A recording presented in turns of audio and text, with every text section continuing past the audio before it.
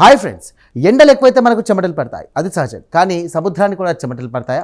అవునంటున్నారు శాస్త్రవేత్తలు. భూమిపై ఉన్నటువంటి అత్యంత ప్రమాదకరమైన చల్లటి అంటార్టిక్ మహాసముద్రం, దీన్నే ఇప్పుడు సదరన్ ఓషన్ లేదా దక్షిణ మహాసముద్రంలో పిలుస్తున్నారు.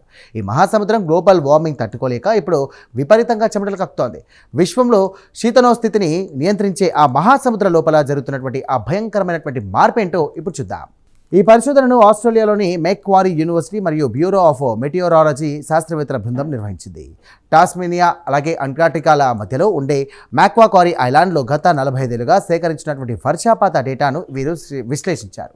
ఈ పరిశోధన వివరాలు వెదర్ అండ్ క్లైమేట్ డైనమిక్స్ జర్నల్లో అధికారికంగా ప్రచురితమయ్యాయి. ఈ ద్వీపంలో ఎలిఫెంట్, స్వింగ్స్ అలాగే కింగ్ పెంగ్విన్ల వంటి అరుదైన జీవులు నివసిస్తూ ఉంటాయి. అయితే గత కొన్ని ఏళ్లుగా ఈ దీవి మొత్తం కూడా బురదమయంగా మారుతోంది. అక్కడ అరుదైన మొక్కలు అంతరించిపోతున్నాయి. శాస్త్రవేత్తలు పరిశీలిస్తే 1979 నుండి ఇప్పటి వరకు అక్కడ వర్షపాతం ఏకంగా 28% పెరిగిందంటూ తేలింది. దీనికి కారణం అక్కడ తుఫానుల సంఖ్య పెరగడం కాదు, వచ్చిన ప్రతి తుఫాను భయంకరమైన వర్షాన్ని కురిపించడమేనంటూ కూడా కనుగొన్నారు. అసలు సముద్రం చెమట పట్టడం అంటే ఏంటనుకుంటున్నారా? మనిషి శరీరానికి వేడి ఎక్కువైనప్పుడు చెమట రూపంలో నీరు బయటకు వచ్చి శరీరం చల్లబడుతూ ఉంటుంది. సముద్రం కూడా తన వేడిని తగ్గించుకోవడానికి ఎవాపరేషన్ పద్ధతిలో నీటిని ఆవిరి చేస్తుంది. ఈ ఆవిరి వల్లే భారీ వర్షాలుగా పడుతున్నాయి అన్నమాట.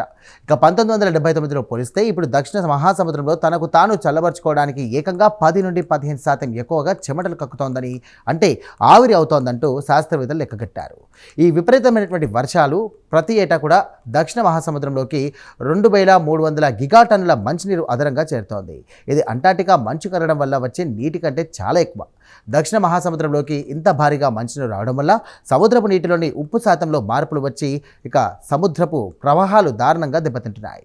ఈ ఆవిష్కరణ ఎందుకు ముఖ్యం అంటే, దక్షిణ మహాసముద్రం ఎప్పుడు దట్టమైన మబ్బులతో కప్పబడి ఉంటుంది. అందుకే అంతరిక్షంలో ఉండే శాటిలైట్లు లేదా కంప్యూటర్ మోడల్స్ కూడా అక్కడ ఏం జరుగుతుందో పక్కాగా అంచనా వేయలేవు.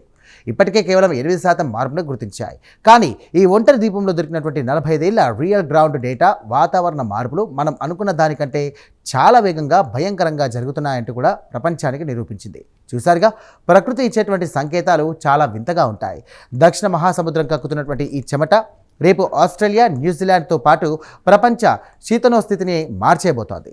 పర్యావరణం కాపాడుకోకపోతే భూమికి ముప్పు తప్పదని ఈ పరిశోధన హెచ్చరిస్తోంది. ఈ క్లైమేట్ స్టోరీపై మీ అభిప్రాయాలను కామెంట్ ద్వారా తెలియజేయండి. ఇలాంటి కథనాల కోసం వీడియోను లైక్ చేసి మా ఛానల్ను వెంటనే సబ్స్క్రైబ్ చేసుకోండి. Thank you.